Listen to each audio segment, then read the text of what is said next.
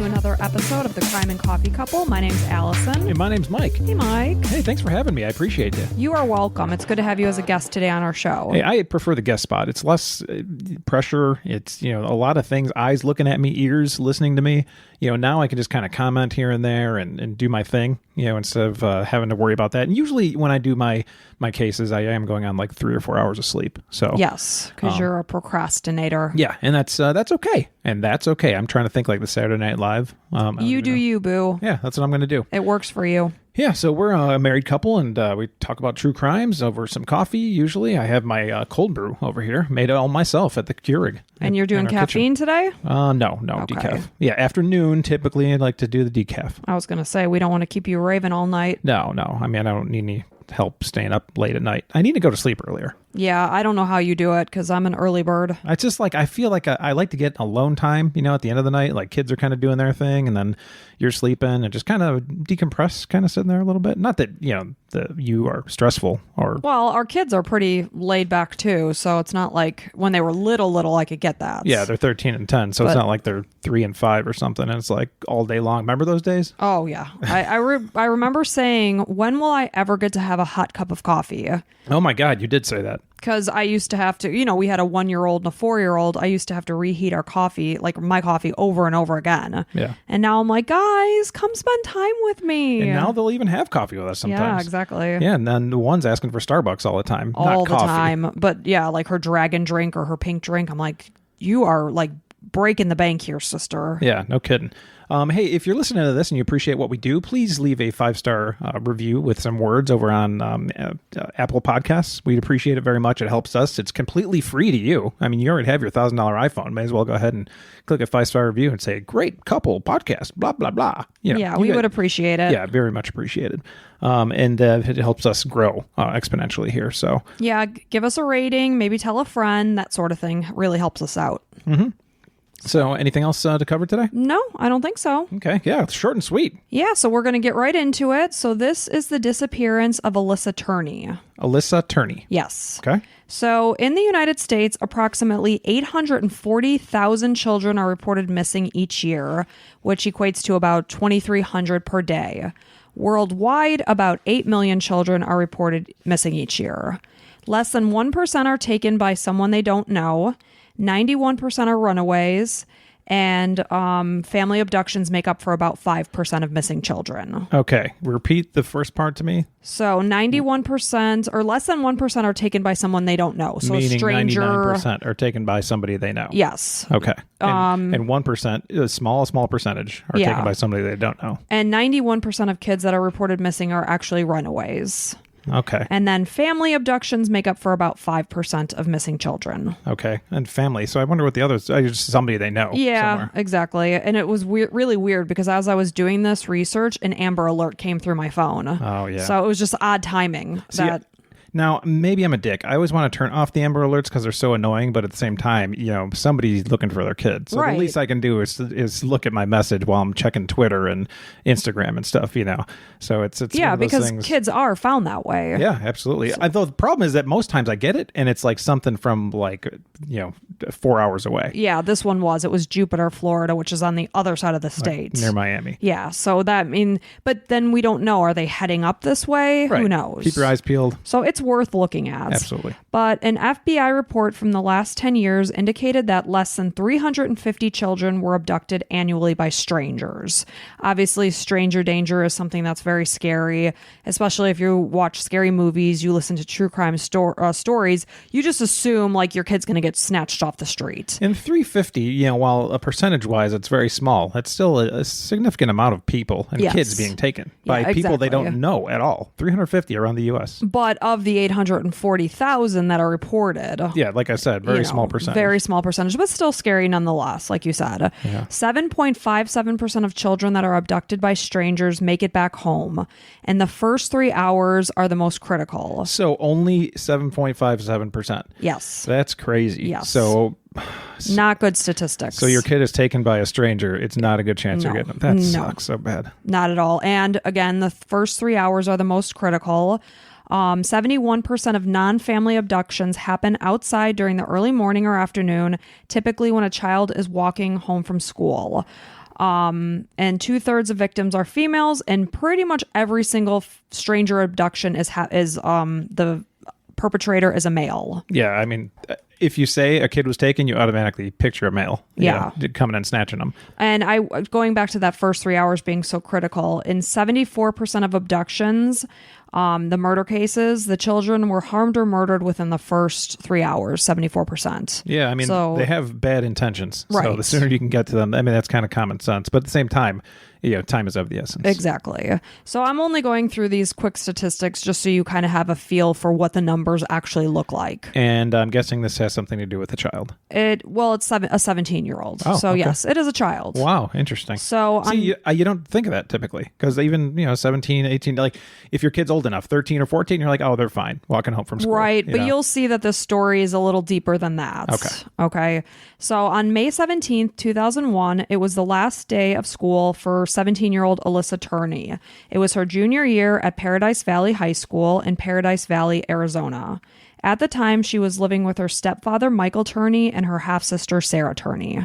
So in 1987, when Alissa was 3, her mom, Barbara Stram, met Michael. He was a deputy for the Maricopa County, Arizona Sheriff's Office in the 1970s. When the two met, Barbara was getting over a difficult marriage that she had had with Alissa's dad. Barbara viewed Michael as basically this man who swooped in. It was her knight in shining armor. The two quickly got married.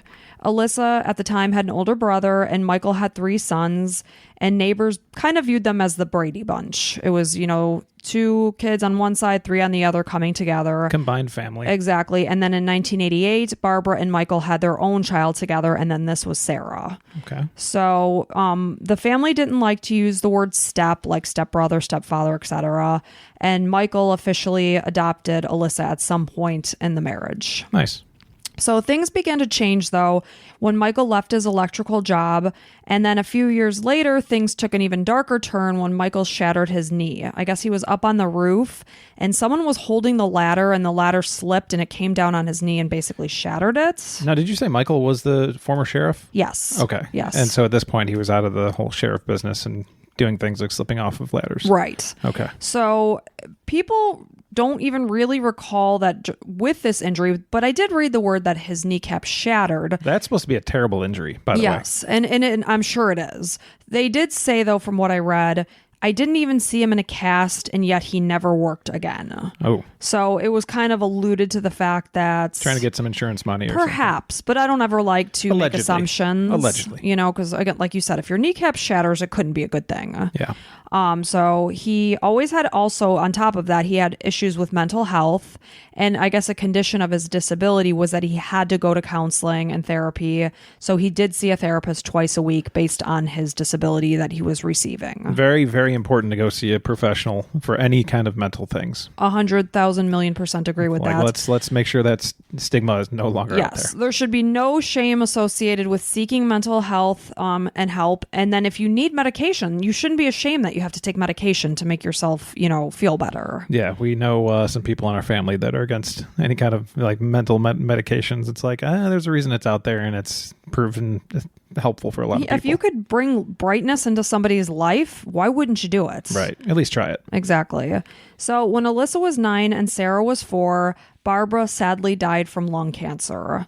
She battled the illness for less than 2 years, and she was only 34 when she died. Oh, it's young. And I was hoping there wouldn't be a divorce or something because they were supposed to be the Brady Bunch. Right, and there wasn't. It ended in death. So Sarah said that her father went into a deep depression after her mother passed and became a person that her older brothers really no longer recognized. So it truly affected him after his wife passed away. Wow, the big time, life partner that he pictured being with forever, and then he loses her at 39, 30. She was only 34. Oh, that's tough. So as time went on, Alissa started working at a fast food restaurant, which I know very well because it's one of my dad's favorite when we go out west, Jack in the Box. He always gets a taco for the baby. Yes, he's very big on the Jack in the Box. I guess there was a commercial that said, and a taco for the baby. Yeah. So he always says taco for the baby. So according to her sister Sarah, Alissa was a dedicated employee. She never missed a scheduled shift. She loved getting out of the house, earning extra money to save for her future, and also using using it as a social platform. She, was a very big social butterfly, probably loved her fellow employees as well as dealing with the public. I'll tell you, any youngsters out there, if you're looking to meet people, getting a job is absolutely important. That's where I met you. It's exactly where at we a bagel met. shop. Mm-hmm. I just kind of wanted some extra scratch to be carrying around, be able to buy my own gas and stuff like that. And, met you. I wanted to meet a bunch of girls, wanted to date every single one of them. And it turned out, dated you. And it was, the end of my life as far as I knew it. In a good way, Mike? The end of your life or the beginning of your life? The end of my life as I knew it. Yes. Yeah. And then now, it depends on the day you ask me. Yeah, but we really did get a good group of friends working in that environment. So I don't blame Alissa for going out and meeting some friends that way. Yeah, it's a win-win situation. Like you said, extra cash plus friends. So she loved socializing. She didn't exactly love school, but she got mostly good grades. I guess she had a D in physical education, but other than that, she did pretty well. She skipped sometimes. Yeah, some people just don't like it. Exactly. Kind of like art. If you think art is just stupid and it's not, something important in your brain, or PE. Maybe it's like, this is stupid. I hate sports. Why should I do well? Right. So she was described as brave, strong, outgoing, willing to do anything for anyone. She was caring, fun, sarcastic, and energetic. And I did watch a bunch of home movies from her, and you could absolutely tell that all of this was true. She had a big voice in the room. Like star of the show kind of thing. Yeah, absolutely. Demanded the attention. Yes, yeah. Very much so.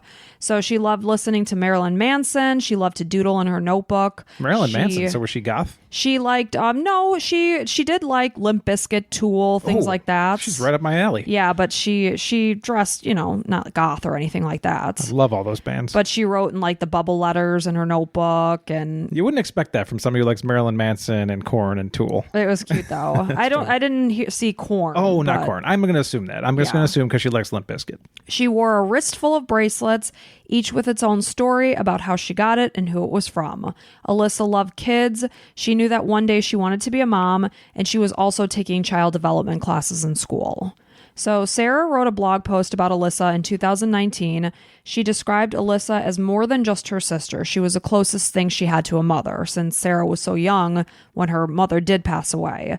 She said that Alissa would nag her. She would suggest that she do more with her hair, but the two decorated for the holidays together, and their love was persistent and unconditional. She said even when they fought, Sarah knew that Alissa loved her and that the anger would subside. So on Alissa's last day of junior year, Michael dropped her off at school as he always did. But this day, he picked her up early so that the two could go for lunch. According to Michael, during lunch, they got into an argument. Alissa was wanting more freedom, and he told her, as long as you're under my roof, you're going to have to check in with Daddy because Daddy is a nervous wreck if you don't. Well, and part of it, too, he doesn't want to lose anybody else. And I'm sure he's always just overprotective. He lost his wife and her mom, and, he just he wants to have more of that control because he feels his life might be out of control. I'm no psychologist, but that seems like. That would make sense. So he claimed that when he got home, Alissa basically jumped out of the car, stormed into the house, and went to her room. He headed out. He went to pick Sarah up at school. It was her last day of 7th grade. She had been at a water park for the day. They took a field trip, but he was getting her at school. And Sarah said she didn't notice anything different or unusual about her dad's behavior that day. She said that he was late in picking her up to the school, so she walked over to a really close friend's house that lived right by the school. She called him from there to let him know where she was. Sarah said that Michael continued to call Alissa on her Nokia phone, but he couldn't get a hold of her.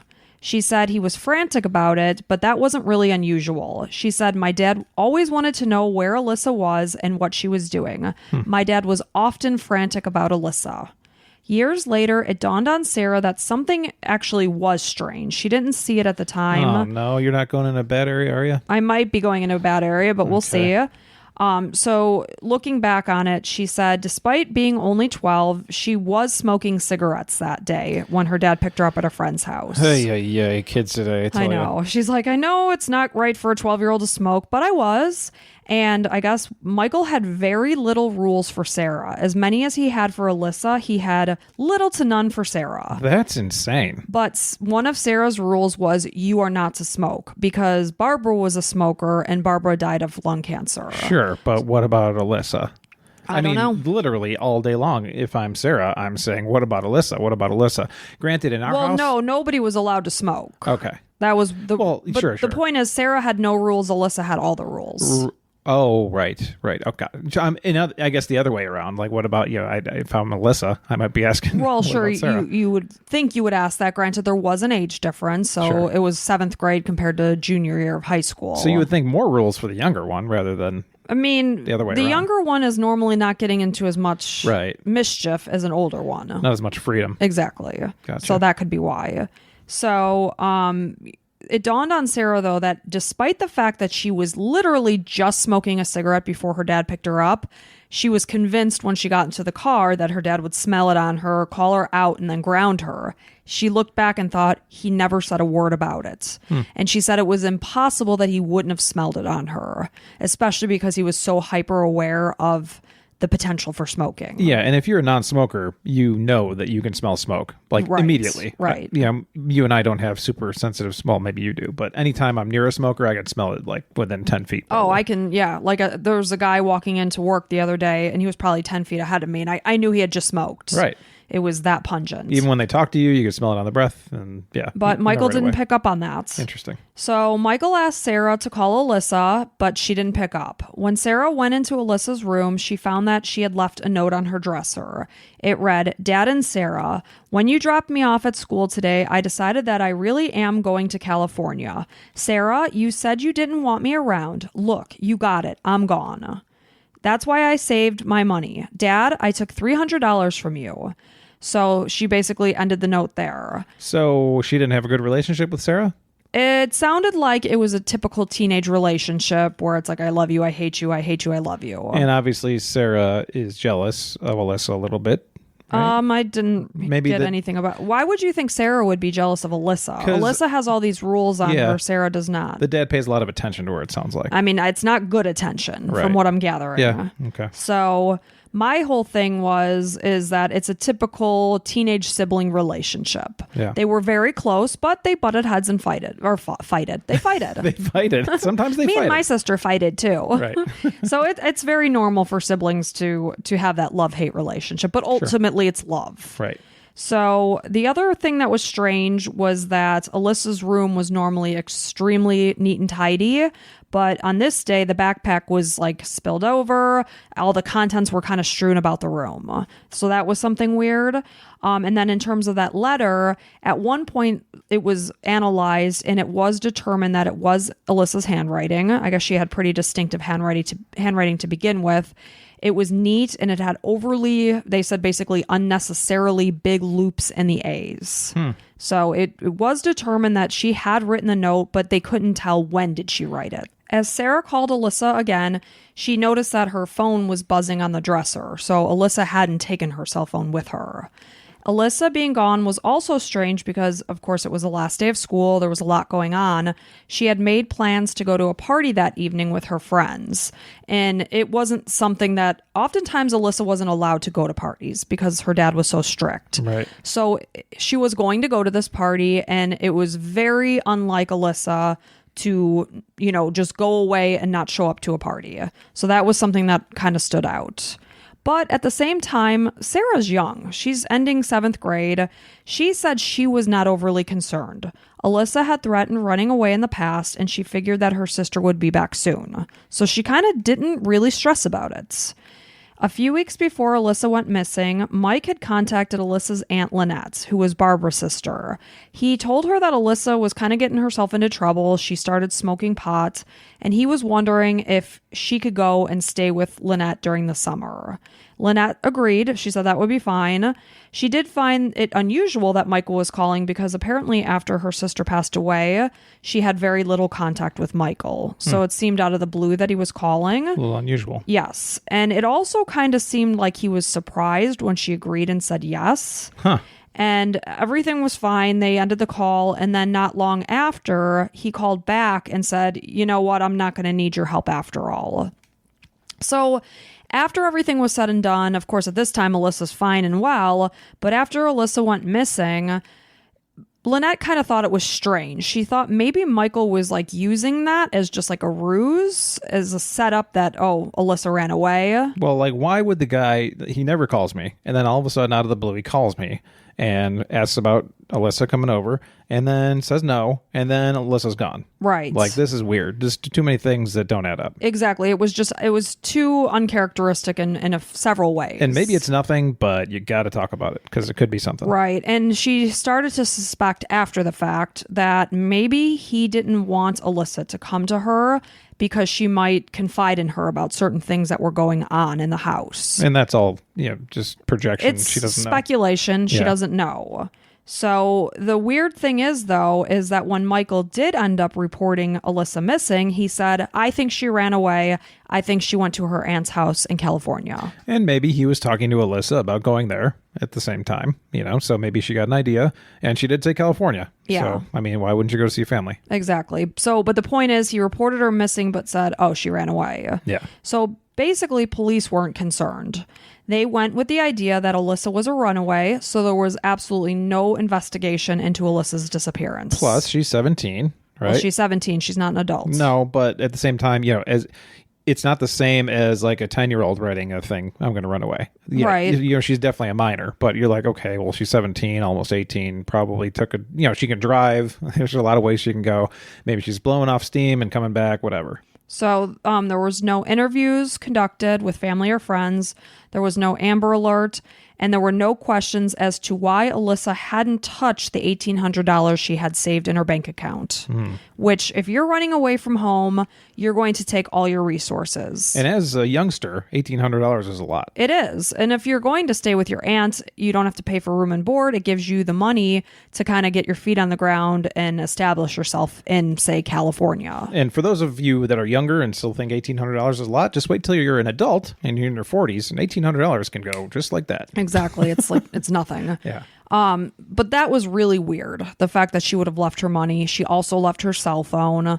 So she hadn't taken any of her possessions. It was not the picture of somebody who was 17 years old and running away from home. Yeah. And granted, you said it's a Nokia phone. So I'm picturing like one of those candy bars from back in the day. Yeah. It was like they basically described it as a big brick. This was in 2001. Yeah. So, it's not like there's a lot of texting going on at the time, but at the same time, you want to be connected. Right. You have especially a cell if phone. you're fleeing to a place you're not that familiar with. Right.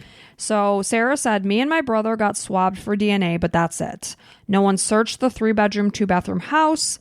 Michael told Sarah that the police didn't care about Alyssa's disappearance and that when he put posters on lampposts, they told him he should take them down. Now, Michael, did he get swabbed for DNA? No. Why the hell would you swab the kids for DNA? I but don't not know. Michael.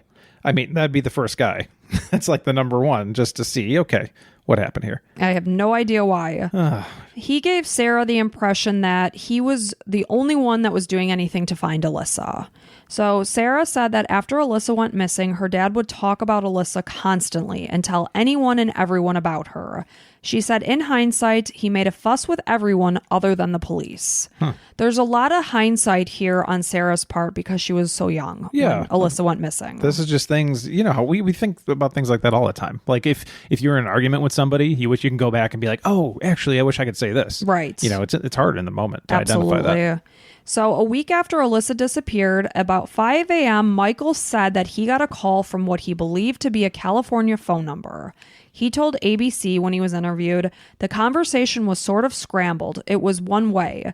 I said, is this you, Alissa? The voice sounded a little bit different, but then again, I could realize it was Alissa. And then it was basically as though she pulled the phone away from her and said a few cuss words and stuff about leave me alone. He said then the phone went dead. So who knows? Yeah, that's a whole lot of, I don't know. Exactly. Sarah said that the summer that Alissa went missing, she began to experiment with drugs and alcohol herself. We already know that Sarah was like getting into smoking and things like that. So basically, she was off doing her own thing. So she did miss her sister, but in her mind, she had other things going on. And also, Michael's obsessed with her again about her whereabouts. And I get it because his daughter's gone. Mm-hmm. And Sarah's kind of feeling left out a little bit. Like I was saying earlier, like kind of jealous almost. Like, obviously you don't want to be the one missing. Right. But then getting the attention. Yeah, it's like he was always, harping on her with obviously rules and stuff that was terrible, but it's like, man, I'm here too, like, pay attention to me, maybe give me some rules, almost like now it's like, well, I'm not going to smoke, I'm going to drink and whatever and just go down the bad path. Because what do they always say, that children actually crave for those boundaries. Just like dogs. Yeah. We want to know where our boundaries lie. We're all animals here. If you let kids do their own devices, they're going to be eating candy all day and crapping in their pants. She's ashamed to say that as the years went by, she almost got sick of hearing about her and hearing her dad tell the same stories over and over. Right. Exactly what I anticipated. Mm-hmm. She said, looking back, she was just being a bratty teenager at the time. A couple of days after Alissa went missing, Michael gave Sarah Alyssa's cell phone because Sarah didn't have one at the time. He didn't change the number or anything, but it kind of had a feeling of like she's not coming back. You're being replaced. Right. So despite this, whole thing about Sarah acting like she doesn't care, she said she remembers sleeping in Alyssa's bed each night and wearing her clothes.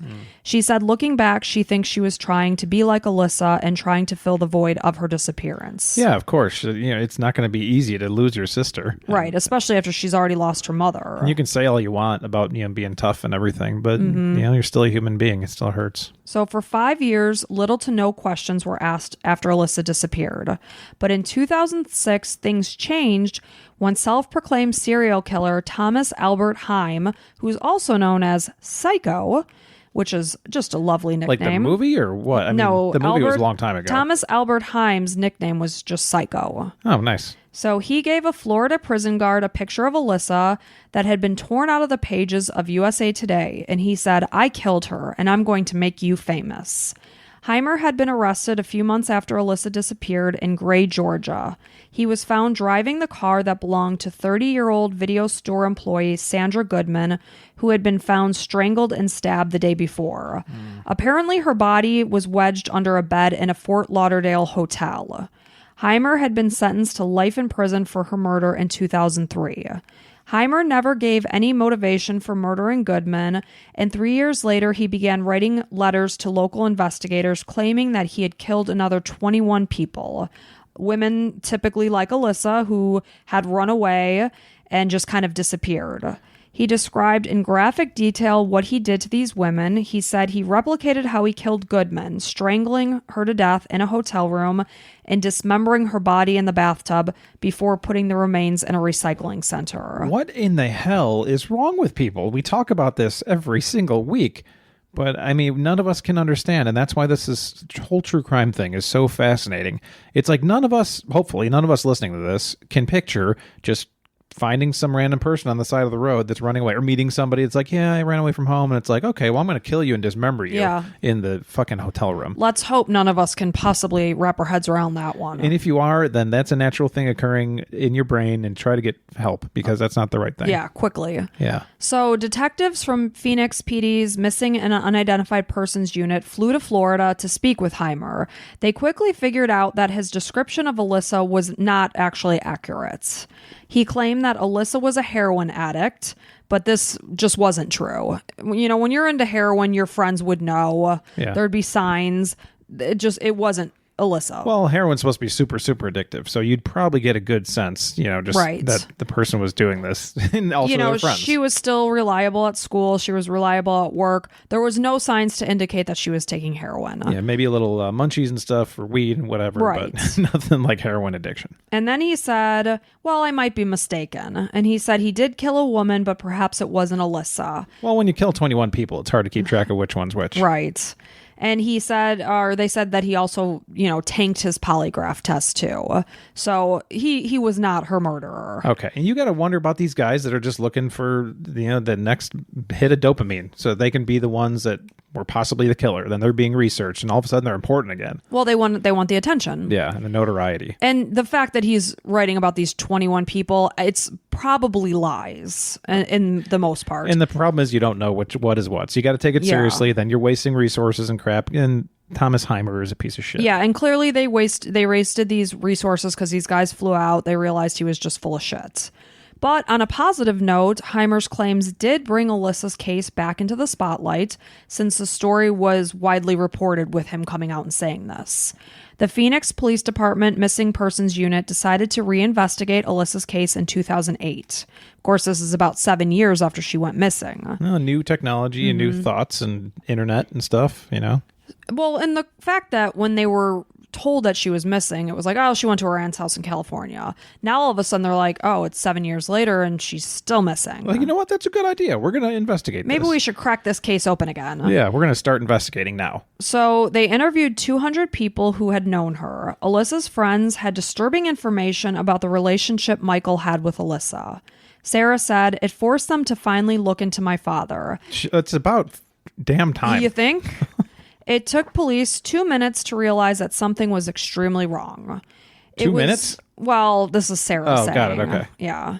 It was also discovered that when Allissa first went missing, and I might occasionally call Michael Mike, he went by both. Yeah. Hey, So- speaking as a Mike, that's okay. You're okay with that? Yes, as I'm long as you representing. approve. I'm not And representing him, but do you want to know what's weird? I have a very hard time spelling the name Michael. a lot of people do because it's hard to spell. I mean, Michael. Yeah, Is it AE or EA? And I know it's AE, but my hands on the keyboard want to do EA. You'd think that since you're married to a Michael, you would have that down pat. I know how to spell your name. It's just annoying to spell, and I don't ever call you Michael. Part of the reason I go by Mike because Michael's kind of annoying. Well, it's a nice name. I love it. It's beautiful. Whenever I call you from work, I always say, hello, Michael. You do. But besides that, I always just call you Mike. So when Allissa was first missing, Mike never told anyone that he had gone and picked her up early from school. That wasn't normal, obviously. You don't get picked up from school on a normal basis. Sure. But he never mentioned that. Sarah herself, being the sister, she didn't even know until Michael was interviewed on 2020 and she actually saw it on TV. That she he was picked her up like, early? You picked her up early that day? Oh, wow. That's kind of weird. And that you didn't tell me? So that was pretty strange. So Mike said that Allissa asked him to pick her up early so that she could avoid her boyfriend John that day. She said she wanted to break up with him after school and didn't want to do it at the school. She wanted to do it when they were home and everything was said and done. However, John said that it's very doubtful because just that day, the last time he actually ended up seeing Allissa, she found him in his classroom to say hello. She told him, I'm getting picked up early, but we'll meet up again later. So went out of her way to say hi and Yes, stuff. and it didn't seem like it was a daunting thing. That It wasn't she we was, have to talk. Yes, It was, hey, it was like, just want to let hey. you know, my dad's picking me up. Yes. We'll talk later. Okay, bye. And then friends also said that the relationship was very solid. They saw absolutely no signs that Allissa was planning to break up with her boyfriend. Okay, so this is fishy. Yeah, and you know how girlfriends are. A 17-year-old girl would tell her best friend, hey, I'm planning on breaking up with my boyfriend today. Yeah, and they'd either be talking her into it or out of it or whatever. Yeah, so the odds of this being true are not good. So despite the fact that it appeared Michael had been searching for Allissa after she went missing, he had never really been cooperative with the Phoenix PD. He was unwilling to undergo a polygraph test or even a real interview.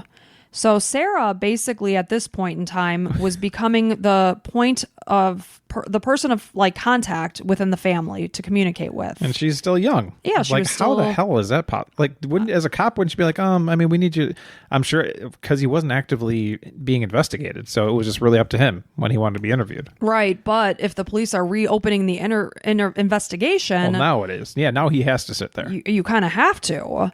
So on December 11th, 2008, police called Sarah and explained that they believed that her father was responsible for Alyssa's disappearance. When speaking with police, Alyssa's friends claimed that Michael may have been molesting Allissa. It's I mean, it's especially it stands out because he had so many rules for her. Yes, Like he wanted the control. The control. And that's control. That comes from raping and molesting and all that Yep. shit. God, I hate that stuff. He It's- should be burned alive if that's the fact. It's horrible.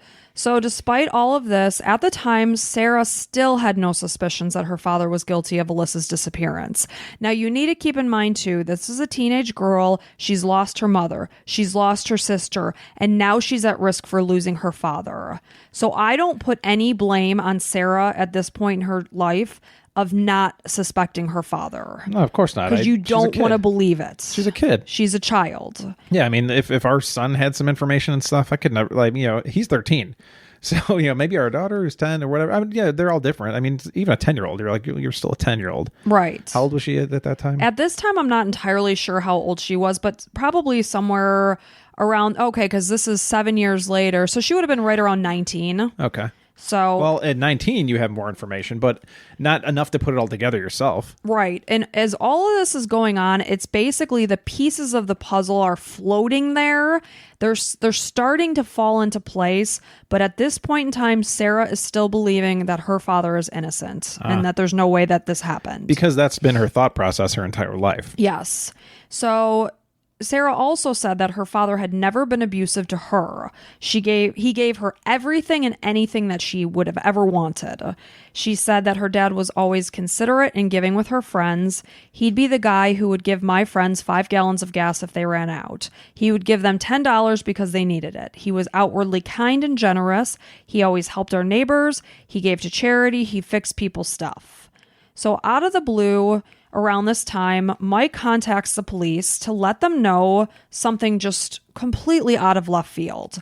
He tells them that he has a new idea as to what could have happened to Alissa. He said that when he was working at electrician back in the 80s, he had complained about the working conditions, and he believed that the union hall had a grudge against him and went after Alissa. Now, keep in mind, this is something that happened back in the 80s, and Alissa went missing in 2001. Yeah.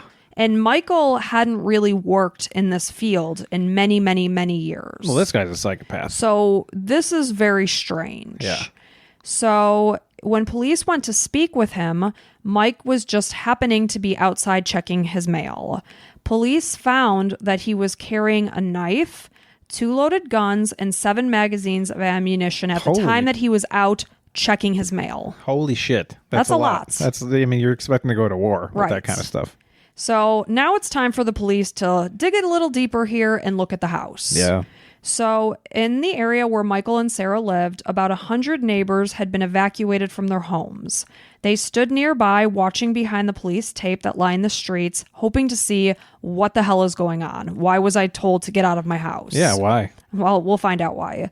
So Phoenix Police Bomb Squad and the Bureau of Alcohol, Tobacco, and Firearms and Explosives were searching Michael's home. Sarah was brought inside and told to take their 3 dogs outside.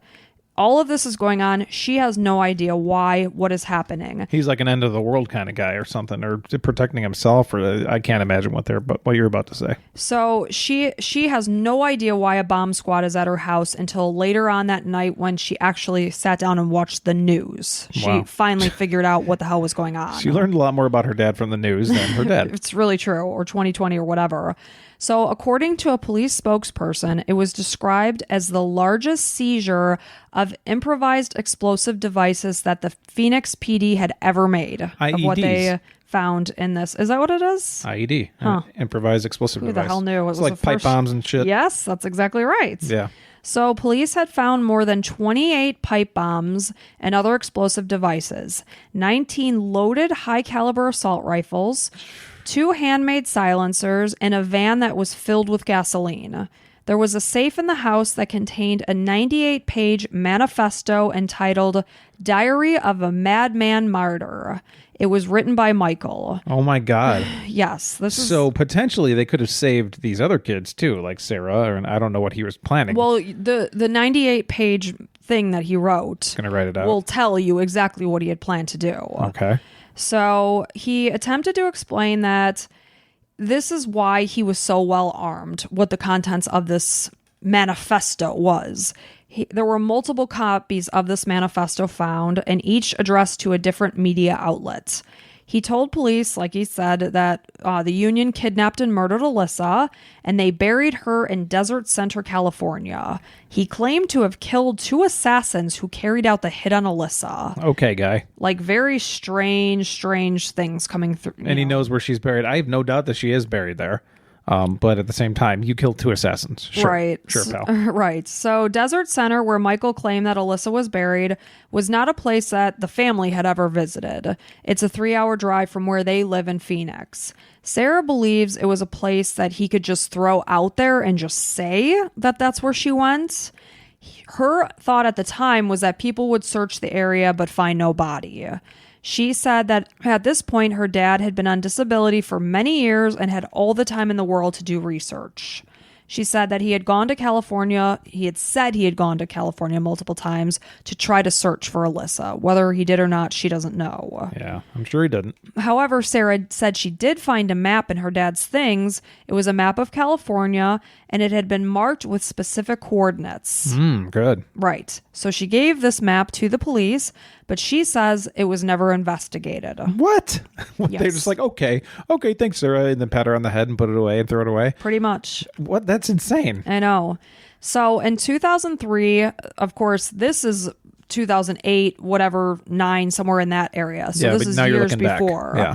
This is 2 years after Alissa went missing. A hiker in Desert Center came across bones, but the gender of the person couldn't even be identified. Wow. Because the desert is a very, very harsh place. Yeah. So I don't know, how that has its effect on a body. Yeah, I mean, you would think not a lot of life and not a lot of decomposition because of it, but I guess, I don't know. Maybe it's more so. Yeah. I'm not sure. It sounds like it must have been, because even tests came back completely inconclusive. They could not identify. Wow. Yeah. And usually you can tell that from some kind of DNA or something, right? You would think. Huh. So Sarah remained on her father's side until about a year after this whole 2020 episode came out. And again, the pieces of the puzzle started to shift together. I mean, even when I'm going to tell you, I'll tell you more in a second. I don't want to give it away too soon. So You're so mean. I know. We just want to know. So at the time the pieces started to come in together, she started to believe that her dad was responsible. And what she thinks happened was that her dad took Alissa to the middle of nowhere, tried to sexually assault her.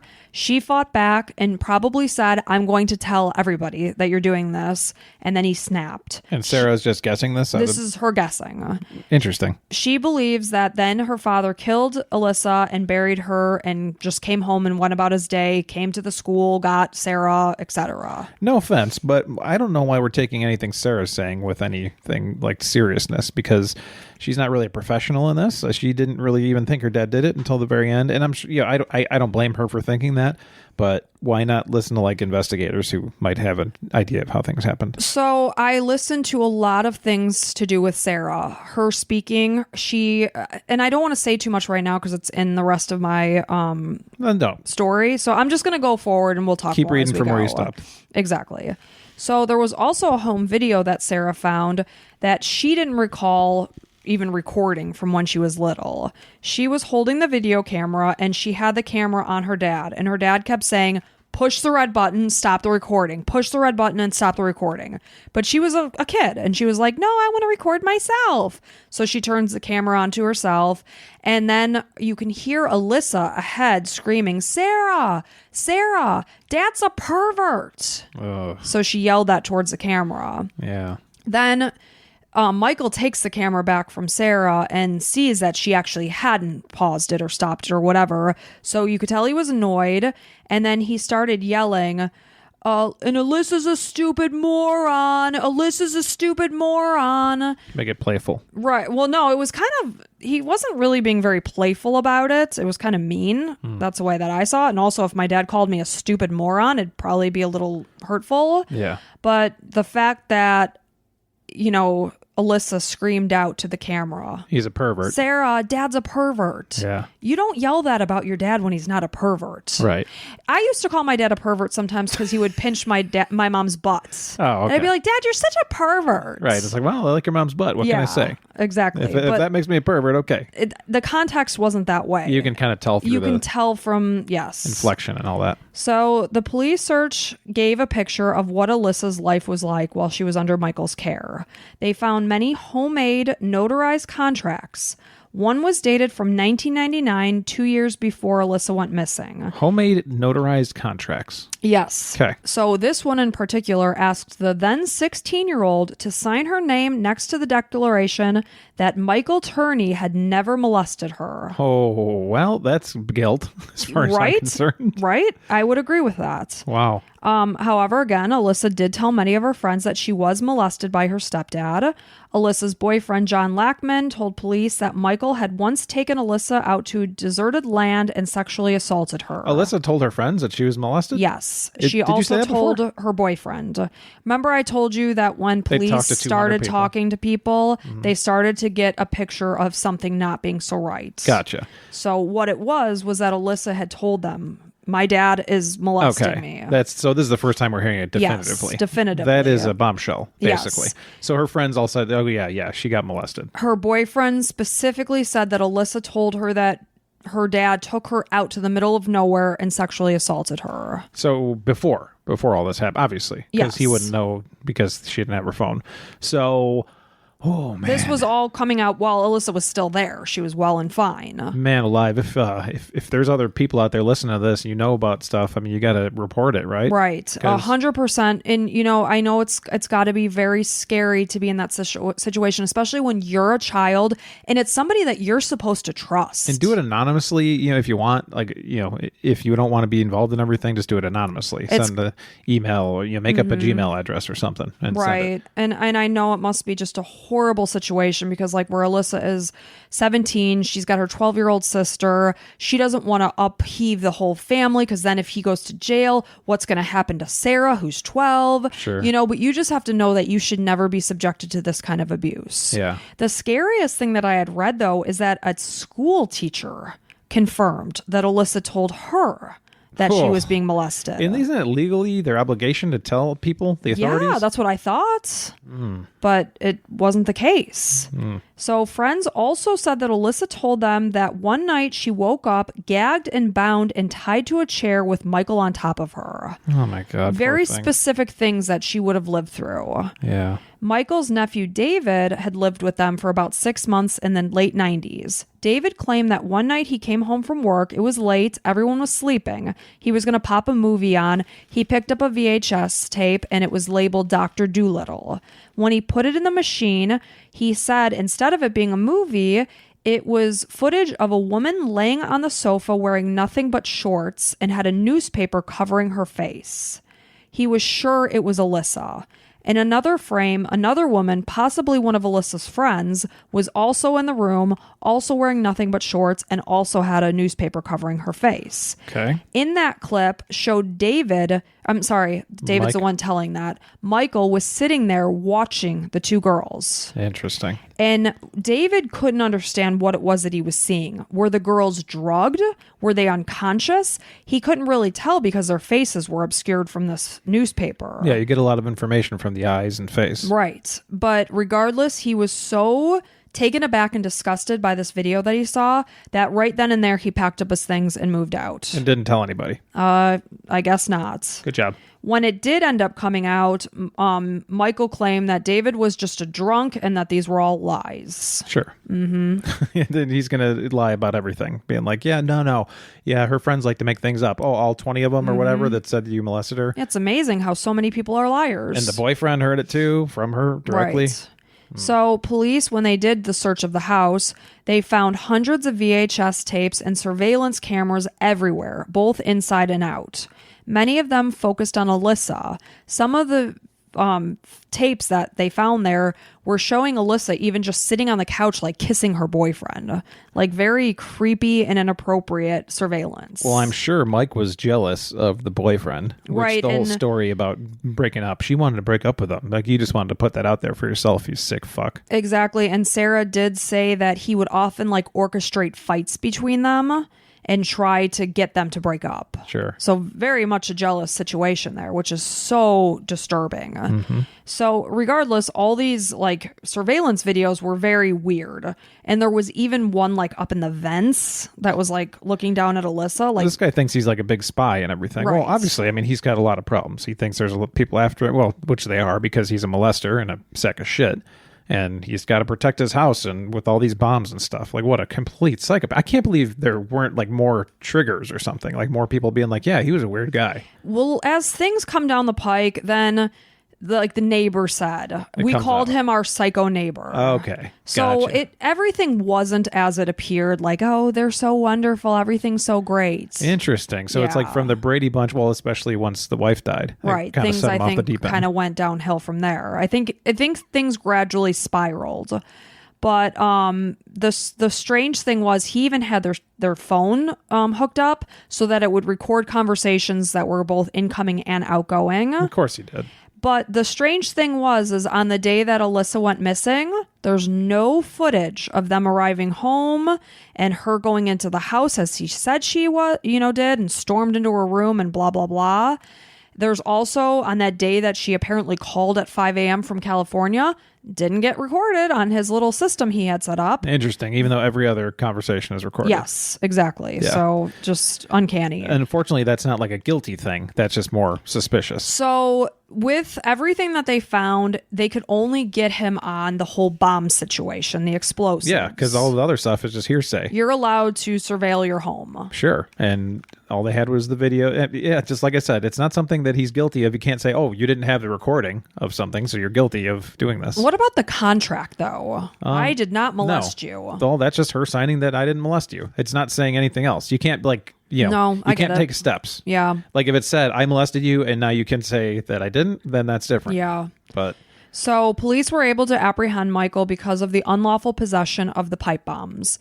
In June of 2010, Michael was sentenced to 10 years in prison, but served only 7 and was released in 2017. He was released? I can't believe he wasn't the shit kicked out of him in jail. No, because he was only taken in for the pipe bombs. Yeah. There was nothing about his daughter. But the stories will get around. People in jail get to know that this guy probably killed his daughter. Yeah, maybe. And I'm upset with the jailbirds that were in there that didn't beat the shit out of him. They didn't beat the shit out of him? Yeah. So Sarah knew that her dad liked guns. He often went to gun shows, but she said everyone in Phoenix had a gun. It wasn't unusual. So she was never really alarmed by any of this. Well, she grew up with it around her. She grew up with it. So it was normal to her. And things were great for her. Her father gave her the master bedroom in the house. She had even a mini fridge in her room, which her dad stocked with beer, despite the fact that she was only 17. Oh, my God. Trying to make up for the bad stuff he's done. He allowed Sarah's boyfriend to move into the house, even though they were only teenagers. Oh, my God. She had her own door to the outside through her room, so she didn't even have to go through the main house. So oftentimes, they weren't really even seeing that much of each other, and she had her freedom. She's got her own apartment, basically, right, with fully stocked beer fridge. Mm-hmm. Like, she's living the life of a 17-year-old or whatever. Yeah, she said it was a teenager's paradise. 18, whatever. She's a teenager, right? Yeah. Yeah. But the funny thing was, she was like, I was 17 at the time. He let me do anything. And that's the age that Alissa went missing. He didn't let her do anything. Yeah. So after... And again, that's another thing. Yeah, he's definitely molesting her, no doubt about it. But you can't, there's no smoking gun. No, that's what you need. That's the problem. So after the death of their mother, Barbara, like I said, Michael kind of became unhinged. This is really where he was treating his daughters very differently from each other. Sarah said, despite Alissa being older, he was much more strict with her. She was more rebellious, but what I did hear was that he made it seem so much more out of control than it really was. All in all, she was probably a pretty typical teenager. Sure, get away with stuff once in a while, sure, and come home late and whatever. Did she skip class occasionally? Did she smoke pot and drink occasionally? Yes, but she was 17. She was testing the waters. You have never done any of those things. But a typical teenager, that's not completely out of the bounds. But Michael would search Alyssa's belongings. He would monitor her phone calls. He would even sit in the parking lot at the Jack in the Box and record her. Well, it's like a super protective boyfriend, basically. I actually was chatting with one of our followers on Instagram, and she shared something about a protective boyfriend that somebody said, oh, my boyfriend's so cute. He drives me to work, and he sits in the car all day until I'm done so that I can go home with him. And she's like, is it just me, or is this not cute? And I'm like, no, it doesn't seem cute at all. No. And she's like, no, it's overprotective. It's control. Possession. Yeah. Mm-hmm. And I'm like, yeah, that's sickening. And also, maybe your boyfriend needs to get a life and not sit in the parking lot for 5 hours while you work. Well, no shit. Wouldn't you want something better for him? It's just crazy, though, how somebody can manipulate a person to think that that's cute and not alarming. Yeah. But it's sad how it is.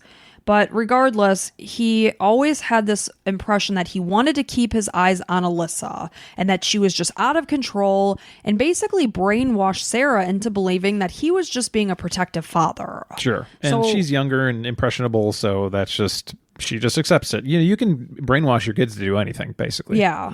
And this is basically the turning point of where Sarah is now starting to see that this is a problem and her father is likely responsible. So 6 months after Michael was released from prison, Sarah asked him if he was responsible for Alissa's disappearance. He replied that if she wanted to know the truth, she should come visit him on his deathbed. The two met at Starbucks and spoke for over an hour. She said he was trying to be emotionally manipulative and even got aggressive when it wasn't working. This is where he's seeing the shift. That my daughter, who protected me and tried to even get him out of prison for this whole pipe bomb situation, is now seeing the light and turning on him. But he continued to say, "You will get the truth when you talk to me on my deathbed." So she thought in her head, if this isn't a confession, I don't know what is. It's not a confession yet. It's still not a confession. So she recorded it and took it to the police. But again, yeah, I can say anything. Like, that they couldn't do anything about it. Wait till I tell you what I did when I die, is basically all that's saying. They said without a body, they couldn't do anything about it, and it wasn't a true confession. But Sarah was told when they arrested her father about the whole pipe bomb situations that they were going to get him on the whole thing with Alissa. And she feels like the police kind of just like let her down and made it her problem. Yeah, they're trying to make her feel better. Yeah. I mean, there's so much they can do. Without new evidence, it's like no body and no confession. What else can you do? So the police basically told her that your best bet of getting a prosecution is media exposure.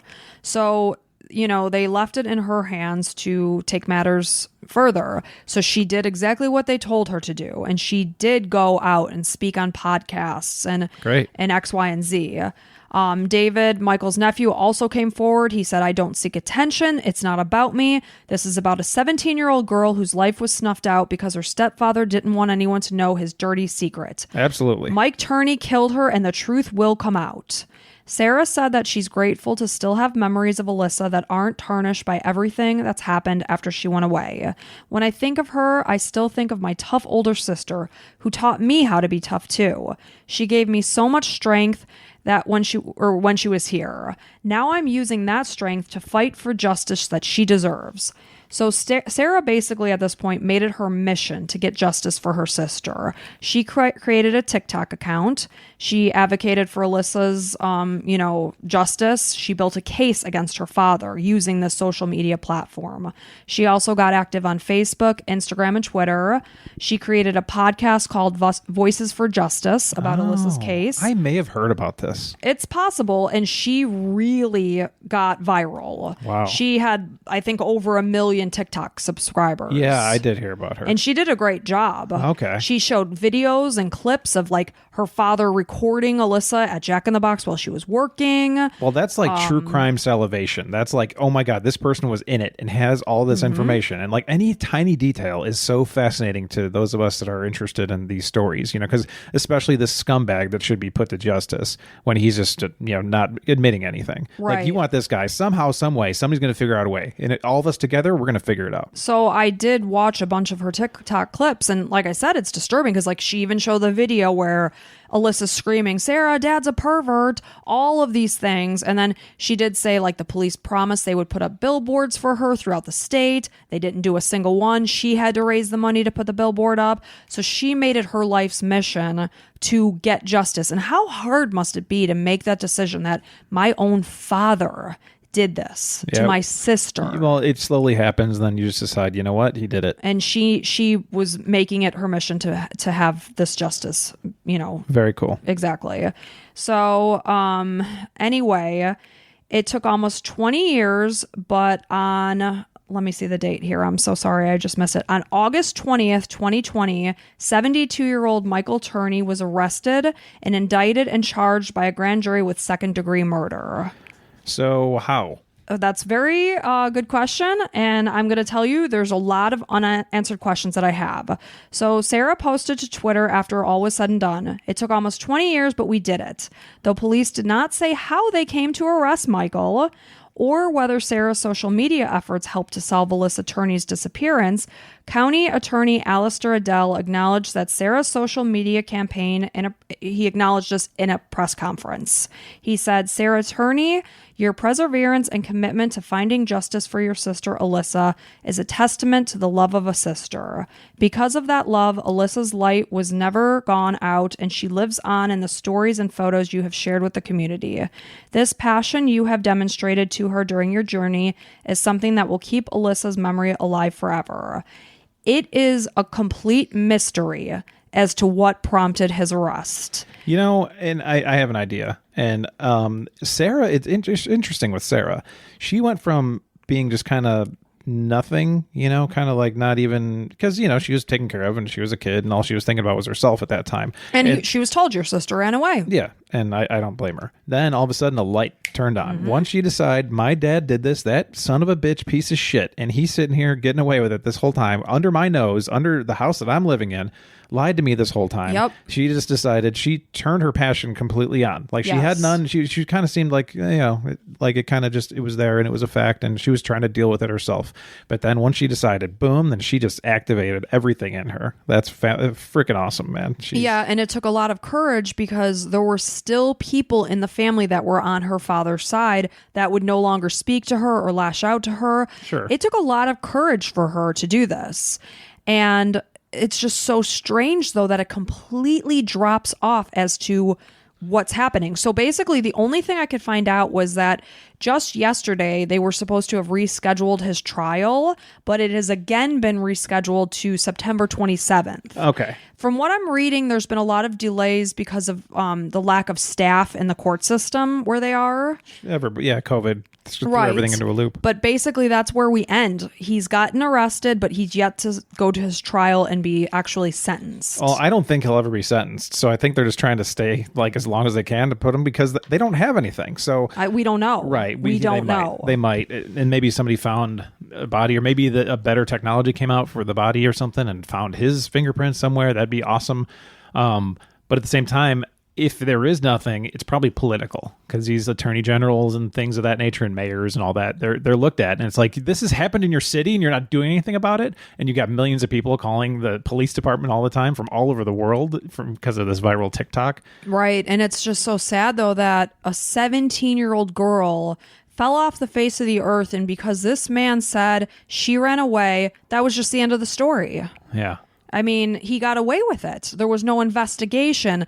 They didn't ask anybody. They didn't check his car. They didn't check the house. They didn't check anything. The note is probably the one that sealed it, and so he probably wrote it. No, they said it was Alyssa's writing. I can write like you. I don't think they said an expert analyzed it. So did he make her do that? It's possible that he made her do it, or it's possible that she had written it like in the past. Yeah. Who knows? Because they don't know when she wrote it. Or maybe... yeah, something to do with calling that aunt and being like, listen, you need to write this just so I have this, and then you can go live with your aunt, and I'll just tell everybody you ran away. It's possible that he coerced her into writing it. And also, they're probably trying to grill him like hard, trying to get him to crack. I don't know. From the interviews that I saw of him, he's just such a liar. Well, I mean, he's not been tried and prosecuted for it, so I'm not saying that he's guilty. I can't say that. Fuck him. But hope he. And the prisoners need to take this into their own hands too. But they need to beat him with a bar of soap in a sock. That whole thing. Take him, beat him down. Yeah, I mean, I just hope that when he actually does go to his trial, he gets sentenced to jail forever. Agreed. And real quick, anything about the manifesto? Well, it's interesting that you asked that because the manifesto had nothing to do with anything that he had done to Alissa. Okay, so nothing about Alissa, nothing about his sister or her sister or anything? Nothing. Sarah? No. Okay. The manifesto was all about the Union, and it basically ended with an operational plan that involved him driving an explosive-filled van to the Union Hall. He planned to shoot any survivors and then kill himself when he got there. So it was crazy. And actually, they believed when they were reading this manifesto that he was close to actually doing this, like maybe weeks away from actually driving to this Union Hall and doing this. So they saw plans or something, whatever it might have been. I mean, he wrote 100 pages, so... And thank God that they stepped in, because how many people could have lost their lives that day if he had gone there? Right. But it just kind of shows like what this man is capable of. So, and it's not even like, because I was looking at pictures of her while you were having this conversation, and I came across something that said solved, but it's not really solved. I mean, they have him in custody, but you know, I mean, it's not he was officially arrested, but he has yet to go to trial. Yeah. So I mean, that's so I don't know that you can call it that yet. Yeah, that's interesting. That's a crazy story. And man, how about Sarah going from kind of holding everything back and withholding things to, I don't know that she was withholding. Not on purpose. No, I think she actually believed her dad wasn't capable of it. Of and course. then she got all the documents and things like that and went through it page by page. And we're talking like thousands of pages of information. Yeah. And I think it just all clicked into place. And she went on this like mission to make this happen. Yeah, I mean, it means nothing, but I'm proud of her. I'm very proud of her. That's just fantastic. Really nice work, and she should be very proud of herself. And Absolutely. Found her calling, it sounds like. And she did like a couple of TikToks like indicating that she has like social anxiety. So it's not easy for her to get onto TikTok and put her face in the camera and do the things that she's been doing.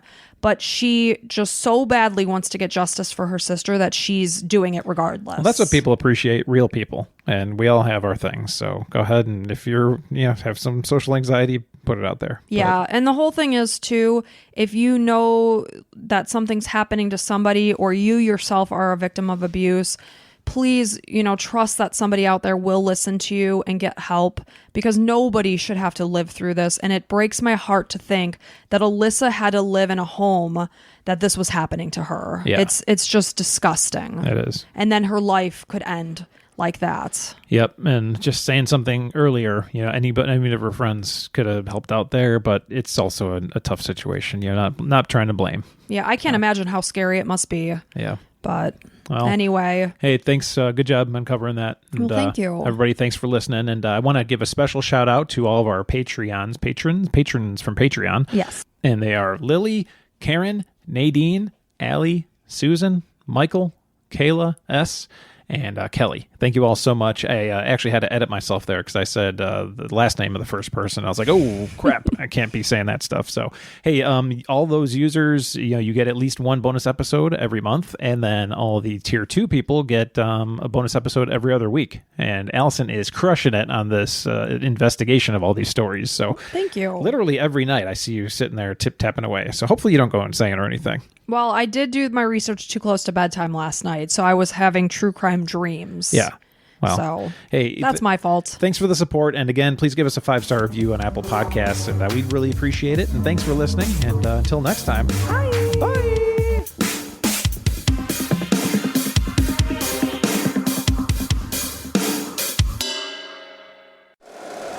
If you like the show, please take a moment to rate, review, and subscribe. It really does help the show to grow. Thank you for listening.